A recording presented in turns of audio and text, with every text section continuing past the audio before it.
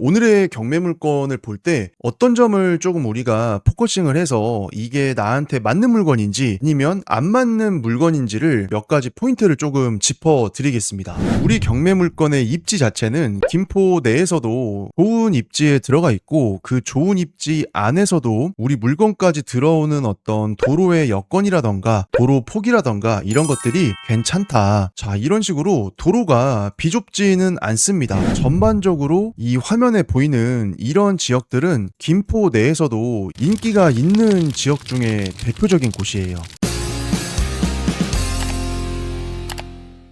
반갑습니다. 공장 경매 물건을 정말 쉽게 풀이를 해주고 있는 셔리형TV의 셔리형입니다. 공장이나 창고 경매 물건을 실제 사용을 위해서 찾아보고 있는 분들, 그리고 부동산 투자의 하나로서 공장이나 창고에 투자를 하려고 경매 물건들을 찾아보시는 분들이 정말 많습니다. 근데 제가 공통적으로 이제 얘기를 많이 듣는 게 아파트 경매나 빌라 경매나 뭐 다른 분야의 부동산 경매 같은 경우에는 경험을 많이 해보신 분들이 많이 계시지만 공장 창고 경매를 좀 도전을 해보려고 하니까 막상 좀 어렵다. 뭐부터 봐야 될지를 모르겠다. 물건을 어떤 식으로 가치 판단을 해야 될지를 잘 모르겠다 하시는 분들이 정말 많아요. 그래서 제 채널에서는 이런 공장이나 창고 그리고 토지 경매 물건 같이 남들이 좀 잘 안 하는 그런 부동산 경매 물건들을 우리 시청자 여러분들이 접근하기 쉽게끔 풀이를 해드리고 있죠. 어차피 공장이나 창고 경매 물건이라고 하면은 풀어나가는 일련의 프로토콜 자체가 물건만 다를 뿐이지 그 본질 자체는 똑같습니다. 그래서 오늘 다 같이 살펴볼 경기도 김포에 나온 공장 경매 물건을 보면서 내가 공장이나 창고 경매 물건을 볼 때 이런 식으로 생각을 해보고 이렇게 접근을 하면은 좀 좋겠구나 라는 거를 많이 얻어 가셨으면 좋겠어요. 우리 김포 같은 경우에도 공장 창고 개수가 상당히 많은 동네입니다. 인근의 인천이라던가 김포 신도시 쪽 그리고 서울의 강서 쪽 이런 쪽에 거주하시면서 사업체를 운영하시는 분들 그리고 그런 사업체나 기업에 취직을 해서 근무를 하고 계시는 분들이 상당히 숫자가 많기 때문에 전통적으로 김포 같은 경우에도 공장이나 창고라는 부동산에 대한 매매나 임대 수요가 계속 되어져 왔던 동네이죠. 토지 면적은 762평 정도 되고 있고 건물의 면적이 320평가량으로 나와 있는데 실제 건물의 면적은 아닙니다. 그래서 경매정보지를 우리가 볼 때 이런 토지 면적이나 이런 건물 면적을 체크함에 있어서 여기 표제 부분에 나와 있는 요것만 딸랑 봐가지고는 실제 내가 찾고 있는 물건이랑 여기에 적혀있는 물건이랑 차이가 많이 나는 경우들도 많이 있어요. 그래서 이 부분은 제가 영상 후반에 건물 형태나 구조를 보면서 한번 더 말씀을 드리도록 할게요. 자, 우리 공장 생김새는 대략적으로 이런 식으로 생겼습니다. 우리가 흔히 볼 수 있는 공장 창고의 모습이죠. 근데 이렇게 생긴 공장이 지금 얼마에 나와 있냐?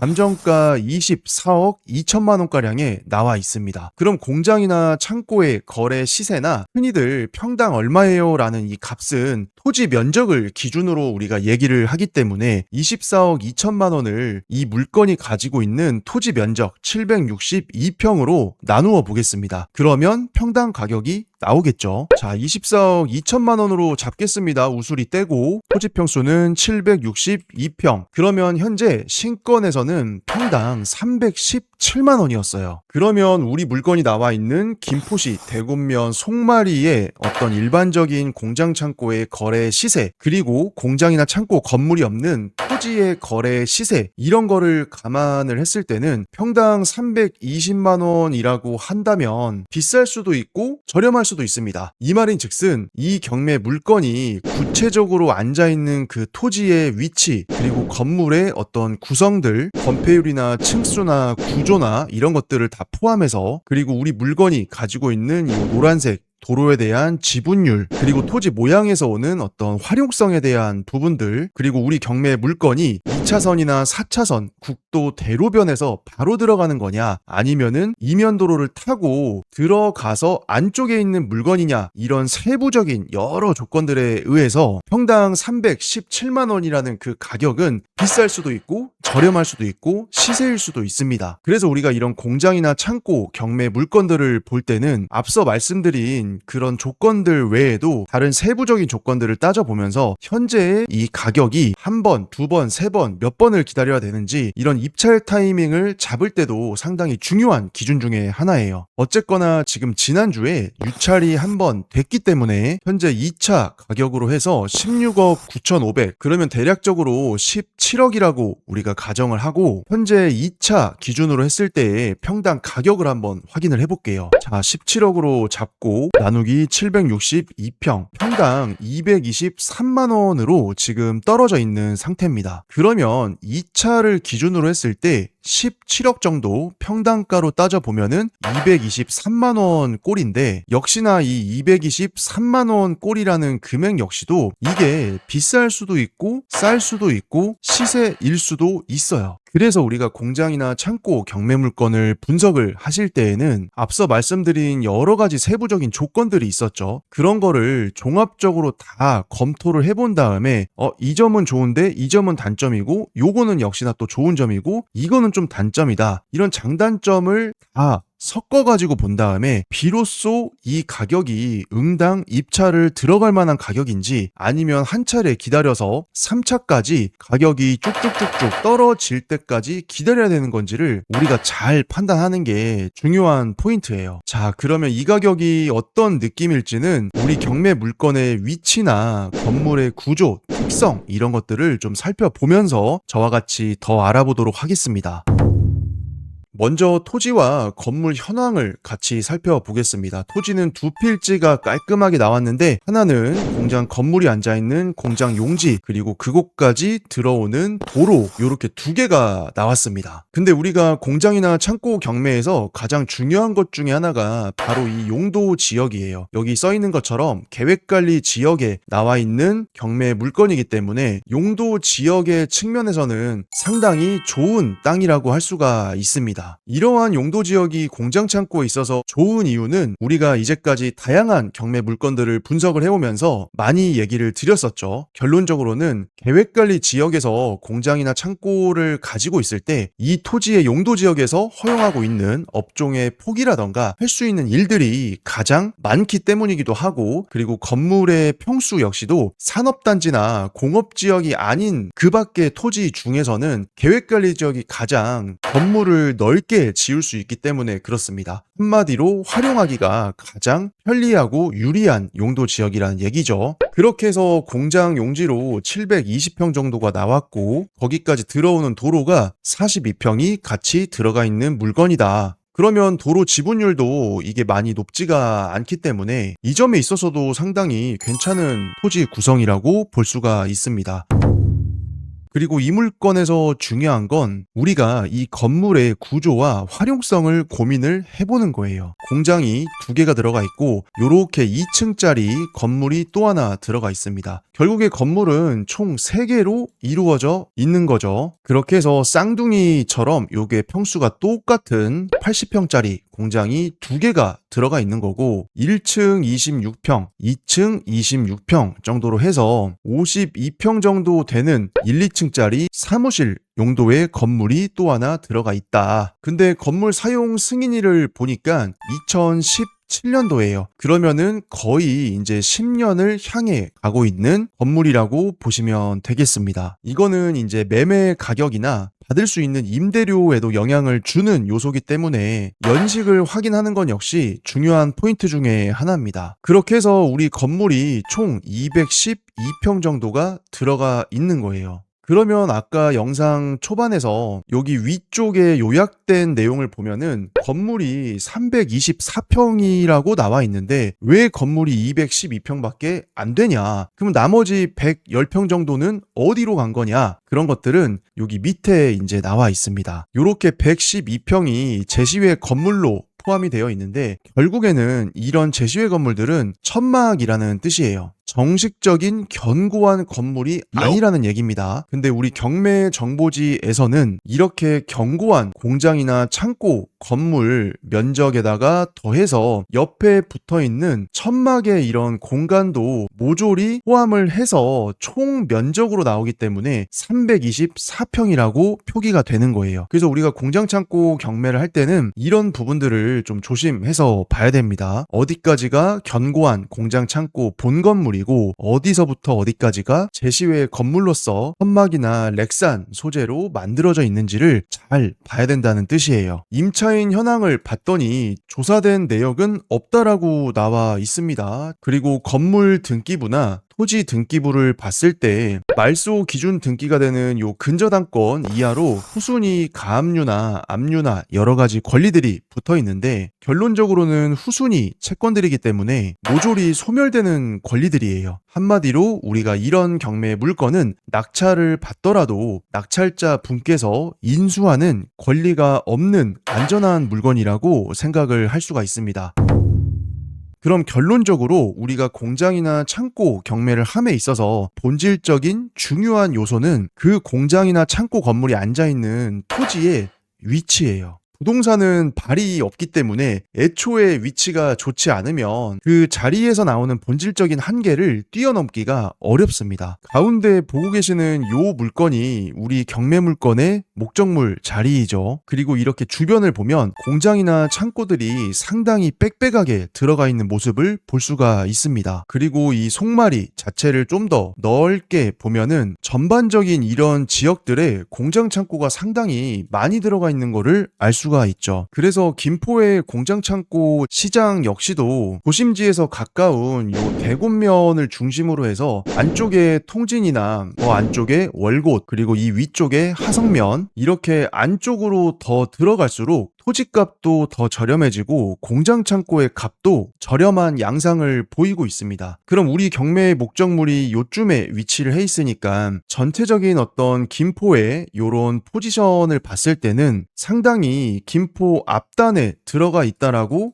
볼 수가 있는 거죠. 그럼 기본적으로 공장 창고에 대한 수요나 매매 가격 그리고 그 토지들의 가격이 이 안쪽에 있는 물건들보다는 확실히 비쌀 수밖에 없겠구나라는 거를 알 수가 있어요. 물론 어느 지역까지가 평당 얼마고 또 그 안쪽에는 평당 얼마고 이런 것들이 칼로 물을 자르듯이 정확하게 비례해서 떨어지는 것은 아니지만 대략적인 그런 바운더리가 있다라는 거죠. 그러면 여기 대곳 같은 경우에는 여기 보고 계시는 요 대곳IC를 중심으로 해서 요렇게 안쪽으로 올라가는 그리고 여기 큰 길을 따라서 서쪽으로 들어가는 그 흐름에 따라서 가격이 점점 싸진다라고 생각하시면 됩니다. 그러면 당연히 대곳IC를 바로 올라탈 수 있는 요런 지역들이 가장 인기가 많고 비싼 지역일 것이고 한 단계 살짝 들어오는 느낌 송마리 안쪽이나 여기 위쪽에 석정리 쪽 그리고 여기 송마리를 더 올라가서 옹정리나 가연리 이런 동네로 더 들어갈수록 접근성이 어떻게 보면 도시 지역에서는 떨어지는 거기 때문에 값이 싸질 거다. 그리고 이 위쪽에 거물대리 이 지역도 대곳IC에서 그렇게 멀리 떨어진 지역은 아니기 때문에 전반적으로 이 화면에 보이는 이런 지역들은 김포 내에서도 인기가 있는 지역 중에 대표적인 곳이에요.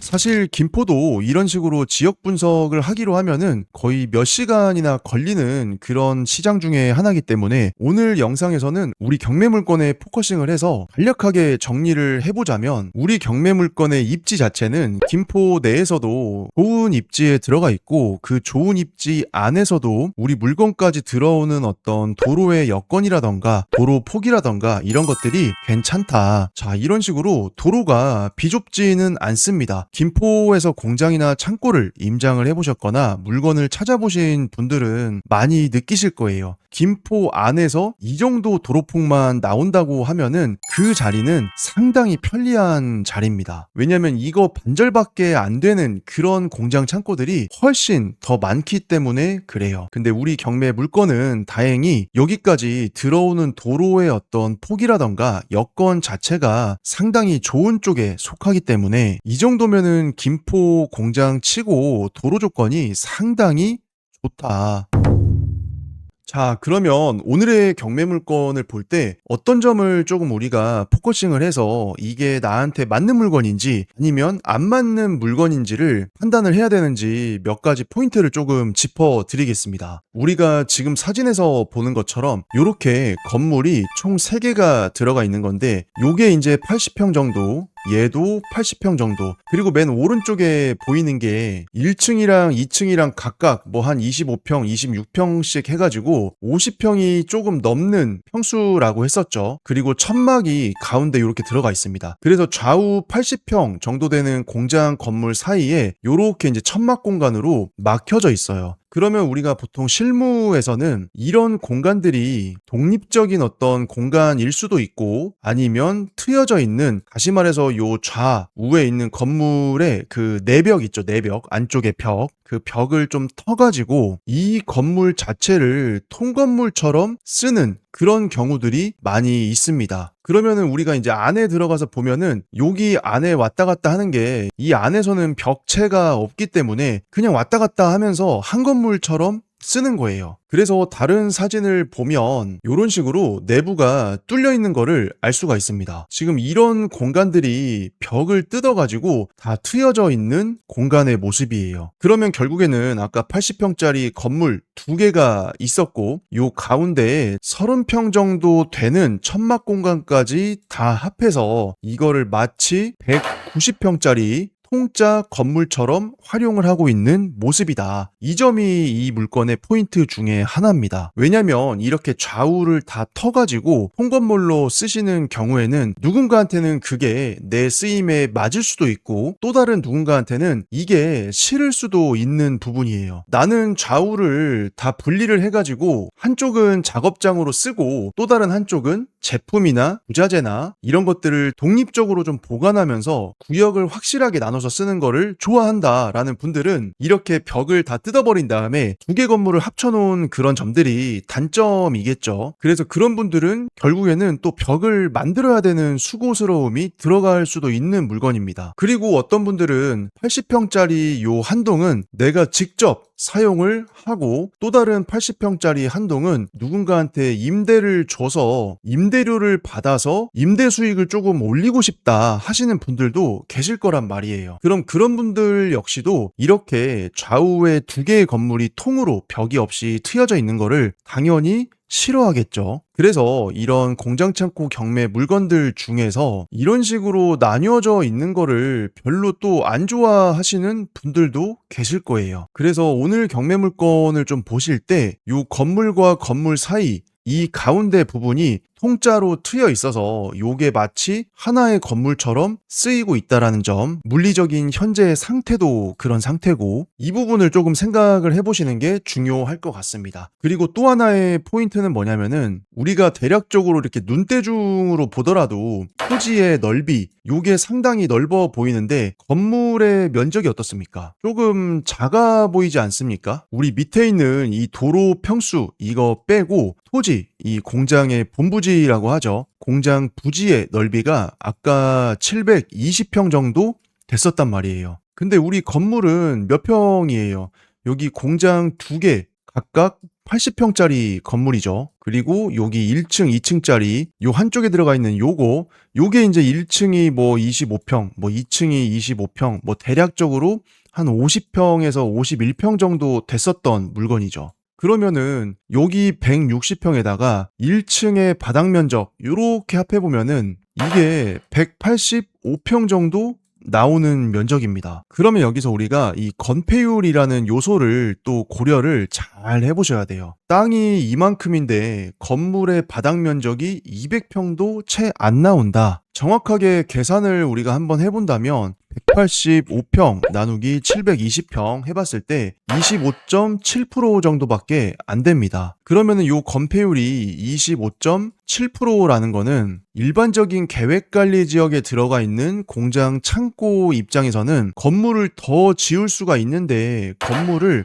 덜 지었다라는 얘기예요. 그러면은 쓸 수 있는 면적도 다 찾아먹지를 않은 거고, 임대를 준다라고 하더라도 받을 수 있는 임대료의 합은 건물의 평수를 또 따라가는 거기 때문에 어차피 내가 700평이 넘는 공장을 사는 사람 입장에서도 건폐율을 40%까지 꽉 채워서 실사용할 수 있는 건물의 면적이 넓은 물건도 평당 250이고, 이렇게 건폐율이 30%도 안 나오는 건물을 덜 지은 공장의 매매 가격도 평당 250만 원이다라고 하면은 어떤 거를 구매를 하겠습니까? 당연히 건물에 대한 실사용 면적, 받을 수 있는 임대료의 금액, 이게 더 높은 물건을 선택할 수밖에 없겠죠. 그래서 우리가 공장 창고 거래 실무에서는 건폐율이 충분하지 않은 물건들은 인근에 있는 건폐율이 정상적인 물건보다 거래 시세가 낮게 거래가 됩니다. 왜냐면 사는 사람도 바보가 아니니까 그렇죠. 그래서 우리가 이거를 생각을 해서 경매 물건에 대한 입찰 가격, 그리고 내가 이 물건을 낙찰 후에 단타로 매도할 수 있는 매매 가격, 얼마 정도면 제대로 팔 수가 있겠는지, 이런 가격들을 정확하게 인지를 하고 경매에 입찰하고 투자하는 게 무엇보다 중요해요. 공장창고 경매를 좀 더 깊이 있게 배우고 싶으시다거나 공장창고 매물이나 일반 경매 물건을 보더라도 이게 도대체 얼마짜리고 제대로 된 가격인지, 부동산에서는 어떤 공장이 뭐 15억이라고 하는데 이게 싼 건지 비싼 건지 시세인지를 내 스스로가 잘 판단을 못하겠다 하시는 분들께서는 제가 운영하는 공장 경매 수업에 오셔서 이런 방법들과 기준점들을 배워가시면 또 좋을 것 같습니다. 이번 1월달 말부터 공장 경매 마스터반 2기 수업이 예정이 되어 있습니다. 제가 운영하는 단톡방이나 제 블로그나 유튜브 그리고 인스타그램 채널에도 강의 공지가 뜨면 올려드릴 건데, 제가 운영하는 단톡방에 입장해서 계시면은 가장 빠르게 강의 모집 공고를 받아보실 수가 있습니다. 단톡방 입장 링크는 영상 고정 댓글이나 더보기란에 올려두었으니까 공장 경매를 좀 더 깊이 있게 배우고 싶고, 제대로 된 공장 경매를 통해서 내가 직접 사용할 공장이나 창고, 그리고 실사용 뿐만이 아니라 내가 투자 목적으로도 제대로 된 물건을 골라내는 눈과 기준을 갖고 싶으신 분들은 공장 경매 수업에서 저와 함께 공부를 하신다면 정말 도움이 많이 될 것입니다.